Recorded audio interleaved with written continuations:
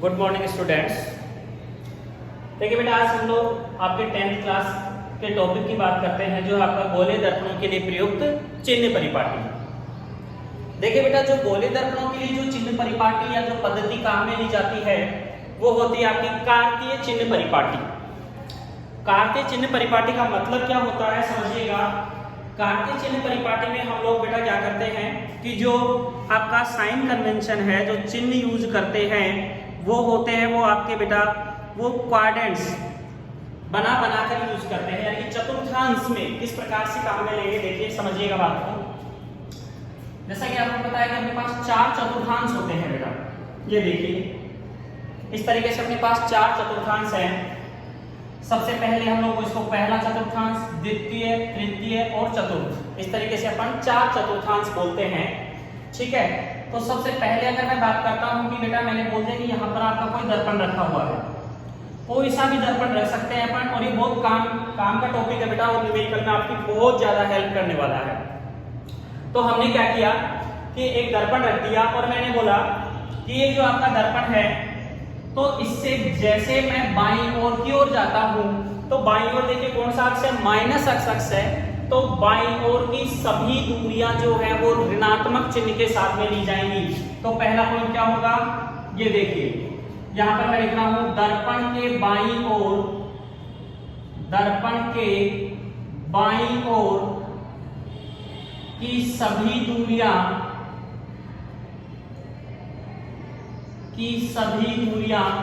ऋणात्मक चिन्ह के साथ लेते हैं, ऋणात्मक चिन्ह के साथ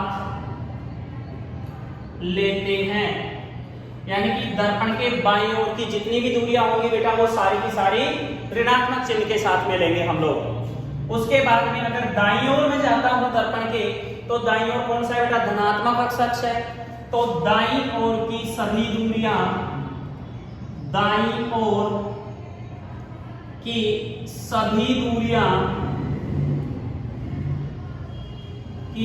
दूरियां धनात्मक चिन्ह के साथ लेते हैं, धनात्मक चिन्ह के साथ लेते हैं। यानी कि दाईं ओर की जितनी दूरियां होंगी बेटा वो सारी की सारी आपकी धनात्मक चिन्ह के साथ में ली जाएंगी। उसके बाद में देखिए ऊपर की ओर जाता हूं, ये अपना हो गया दर्पण का मुख्य अक्ष, तो बेटा मुख्य अक्ष के लंबवत ऊपर की ओर जाता हूं तो ये धनात्मक वाई अक्ष है, तो क्या बोलूंगा मैं यहां से कि मुख्य अक्ष के लंबवत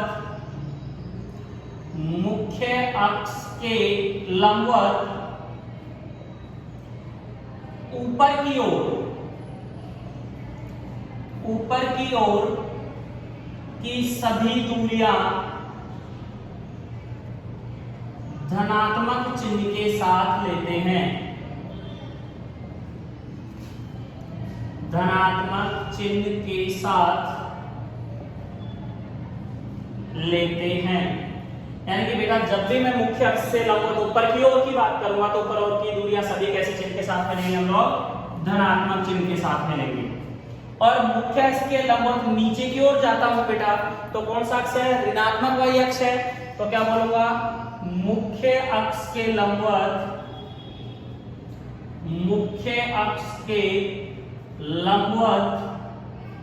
नीचे की ओर की सभी दूरियां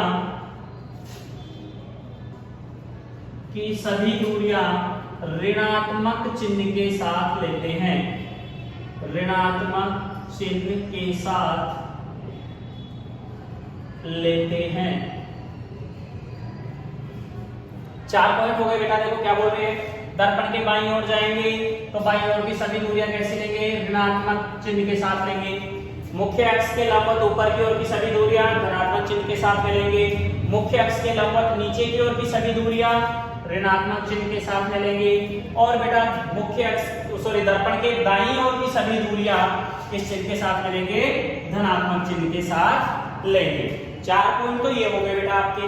5वें पॉइंट की बात करता हूं। 5वां पॉइंट अगर मैं बात करूं बेटा अवतल दर्पण की, तो आप देखिए कि अवतल दर्पण का जो मुख्य फोकस है वो बाईं ओर आता है हमेशा। और बेटा अवतल दर्पण की फोकस दूरी भी बाईं ओर ही होगी और वक्रता त्रिज्या भी बाईं ओर ही होगी।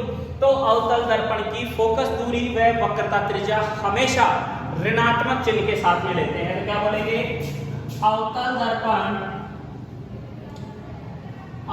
दर्पण की फोकस दूरी व वक्रता त्रिज्या ऋणात्मक चिन्ह के साथ लेते हैं। ऋणात्मक चिन्ह के साथ लेते हैं। यानी कि अवतल दर्पण की बेटा जब भी फोकस दूरी और वक्रता त्रिज्या की बात आएगी तो ये हमेशा आप लोग ऋणात्मक चिन्ह के साथ में लेंगे। छठा पॉइंट, अब बेटा उत्तल दर्पण की बात करें तो उत्तल दर्पण का मुख्य फोकस दाईं ओर होगा। तो दाईं ओर होगा तो उसकी फोकस दूरी कैसी होगी, दाईं ओर की दूरियां धनात्मक। तो क्या बोलेंगे, उत्तल दर्पण की फोकस दूरी व वक्रता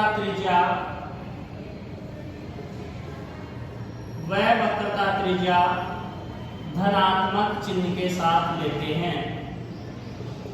धनात्मक चिन्ह के साथ लेते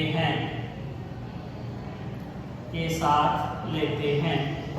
6 पॉइंट हो गए और एक बेटा 7वां पॉइंट भी आपको याद रखना है। टोटल चिन्ह परिपाटी में 7 पॉइंट याद रखने हैं आपको। ये क्या है कि सर सामान्यतः वस्तु को दर्पण के बाईं ओर रखा जाता है। वस्तु हमेशा कहां रखी जाती है बेटा, दर्पण के बाईं ओर। तो वस्तु को कहां रख रहे हैं अपन, दर्पण के बाईं ओर रखा जाता है। अतः दर्पण से वस्तु की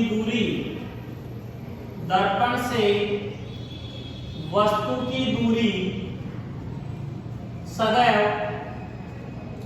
ऋणात्मक चिन्ह के साथ लेते हैं। ऋणात्मक चिन्ह के साथ लेते हैं। क्या कह रहे हैं बेटा कि कोई भी आपकी वस्तु है, उस वस्तु को हमेशा कहां रखते हैं, दर्पण के बाईं ओर। और अपने को पता है कि सर अगर बाईं ओर रख रहे हैं तो बाईं ओर की सभी दूरियां जो हैं आपकी वो हमेशा किस चिन्ह के साथ में ली जाएंगी, ऋणात्मक चिन्ह के साथ में लेंगे। तो देखिए बेटा वापस से रिमाइंड करवाता हूं कि गोले दर्पणों के लिए जो चिन्ह परिपाटी प्रयुक्त की जाती है वो कौन सी चिन्ह परिपाटी होती है, कार्तीय चिन्ह परिपाटी होती है। यानी सर गोले दर्पणों के लिए हमेशा कार्तीय चिन्ह परिपाटी प्रयुक्त करते हैं। यानी कि कार्तीय चिन्ह परिपाटी का मतलब है चतुर्थांश बनाकर। ठीक है, बहुत इंपॉर्टेंट टॉपिक है इसलिए बार बार रिपीट करवा रहा हूं बेटा। तो अब देखिए यहाँ पर आपको 7 पॉइंट याद रखने हैं। क्या क्या याद रखोगे, ये हमने 4 चतुर्थांश बना दिए। अपन बोलते हैं सर ये इधर धनात्मक अक्ष है, इधर ऋणात्मक अक्ष है, इधर धनात्मक y अक्ष है, इधर ऋणात्मक y अक्ष है। ठीक है, अब यहाँ पर मैंने बोल दिया एक दर्पण रखा हुआ है, कोई सा भी रख दो, आप चाहो तो उत्तर रख दो, आप चाहो तो उत्तर रख दो, इससे कोई फर्क नहीं पड़ने वाला है।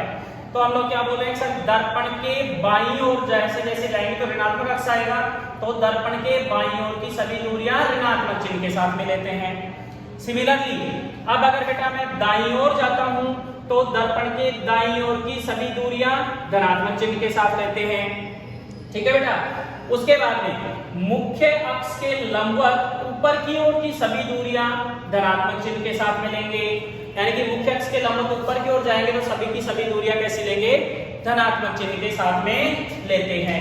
और बेटा मुख्य अक्ष के लंबवत अगर मैं नीचे की ओर जाता हूं तो नीचे की ओर की जितनी भी दूरियां हैं वो सभी की सभी ऋणात्मक चिन्ह के साथ लेते हैं।